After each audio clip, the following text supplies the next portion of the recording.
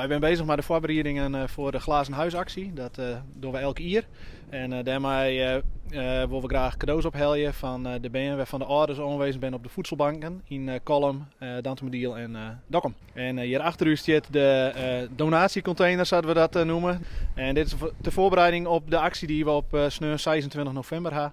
En hier kunnen mensen naaie cadeaus inleveren voor benen in een leeftijd van 12 tot 17 jaar. En ze kunnen eventueel ook heel doneren middels een QR-code of contant. Voor de band zijn er activiteiten met een hinder. De Sinterklaas is er ook. Meet and greet met Sinterklaas is er.